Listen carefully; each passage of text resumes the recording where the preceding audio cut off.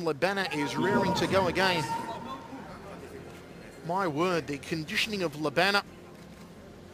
He said that training with Tom Harring and Peter Ertz is like having a new family, and he's really enjoying a second chance at his fighting life at 36 years old, Jerome, after a few horrid years. Of course, he's competed in 11 Grand Prix. He's never won it. Has a 6-10 overall record competing in those 11 Grand Prix, and as I said earlier, coming off the worst performance of his career, I feel, against Sammy Schultz last December, lasting only 1 minute and 27 seconds. Which I think we both agreed on that fight. He just didn't want to fight. You know, he just pretty much showed up to just get in the ring. But now we're seeing a completely resurgence of GLB, somebody who's hungry. Like, you know, he's like, hey, I still can do this. Step up knee from Tyrone, doubles up to it. Second one caught JLB on the sternum and planted him momentarily in the blue corner. JLB now drifts back to center ring, hooks him off that right hand. That was nicely done from Jerome, showing the speed over Tyrone Spong, which is very surprising. Jumping knee from Tyrone, shrugs him off. No knockdown though. Tyrone not prepared to lay down here, not prepared to go quietly into the night as he counters with that beautiful left hook I told you about earlier on. Has JLB slowed a little here? Tyrone checks the low kick. 1 minute 38 remaining in the second. Good parry of the round kick there from Tyrone. Tyrone's going to keep his lead foot on the inside of JLB's lead foot to give him that jab against the southpaw. He also wants to throw the right hand down the tube, which is public enemy number one of the southpaw fighter.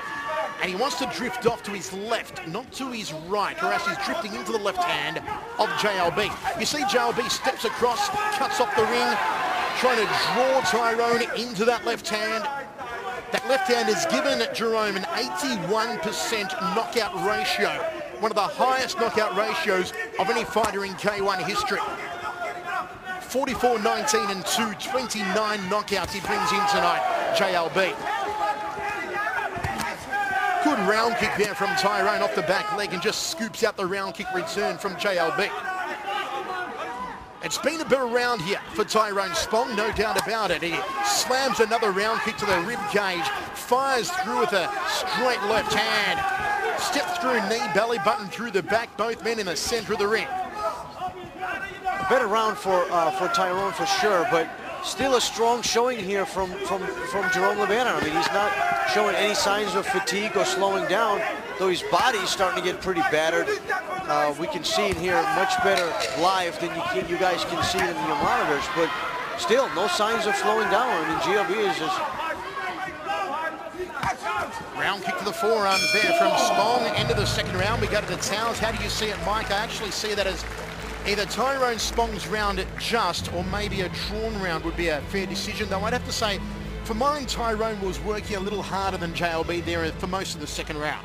I think he was, but Jerome was pretty active at the start of the round, so probably a 10-all round would be a fair assessment here. But being down 2 points, I mean, what does he need? He needs a knockdown or a knockout here in the third round in order to even come close to winning this fight for GLB, and it is a 10-all round. It is a 10-all round, a fair score, I do say. So we've got the first round going 10-8 to JLB, the second round 10 points apiece. It is all for Tyrone Spong to do in the third and final round. He needs a knockdown or a knockout, and you know that just doesn't seem like it's coming. Ernesto Hurst, four-time K1 Grand Prix champion in the corner of Tyrone Spong. Tom Harring and the first ever K1 Grand Prix champion, Branko Sikatic, in the corner of JLB. Michael Chevello, Mike Kogan with you ringside. Good high right round kick, trying to loop the shin around the back of the neck there from Spong, and then goes to the upper left rib cage, the badly banged up carcass of JLB. Step through knee from Tyrone. He likes to step through knees. Got to be careful not to open up the guard, because Jerome will try and thread through that nice jab that he has, that very powerful jab. A lot of people said this could be the show stealer fight of the night, and certainly it has been an absolute corker so far.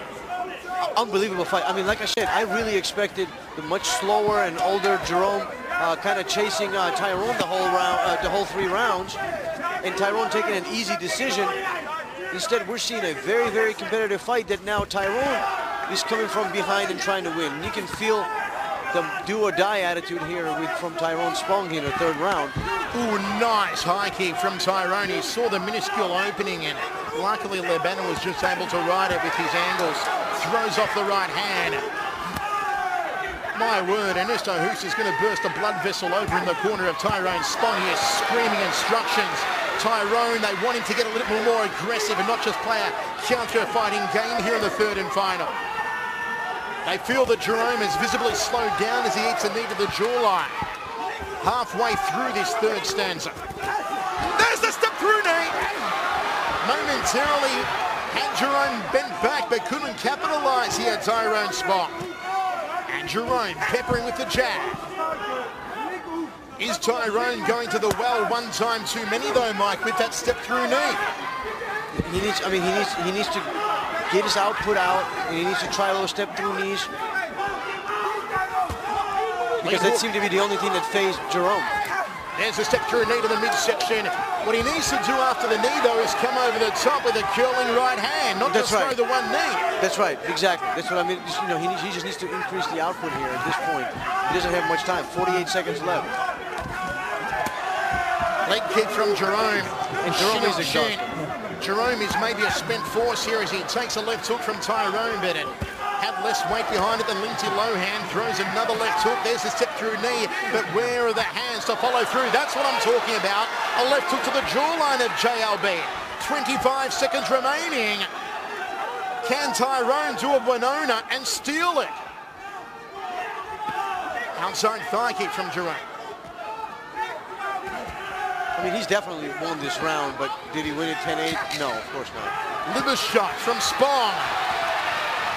Tyrone's going to stamp the authority on the round here. Throws a knee and a front kick to the midsection. Tries to fold him in half like an accordion. Both men pump their fists into the air, and it's going to come down to the judges. Once again, first round was 10-8 Lebana. Second round was 10 points apiece. Third round, you give it 10-9 to Tyrone Spong. If you do, it'd still be JLB's fight. I believe Jerome won this. I mean, like I said, going into the third round, the only way Tyrone Spong was going to win it is by a knockdown or a knockout, and you know, he wasn't able to achieve either. I mean, he had a really good showing in the third round. I think he did much better than in the first. I mean, in the first or the second round, but definitely not enough to win this fight. Jerome takes the first judge. Jerome takes the decision here. The reinvention of Jerome Lebana has begun. His first victory under the new can with the great Tom Herring, Branko Sikatic, and Peter Ertz. Jerome Lebana back in the winner's circle, and you've got to wonder, only hooking up with Tom Herring for a few weeks, he came in physically prepared, but also mentally focused with a lot of aggression. How scary is the prospect of what Lebana could bring to the table come the final 16 in September if he keeps improving at this rate under Tom Herring?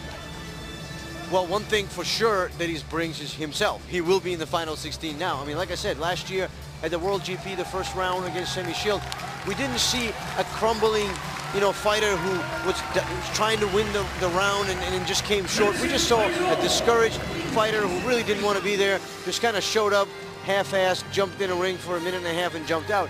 Today we saw a determined, hungry Jerome Lebana.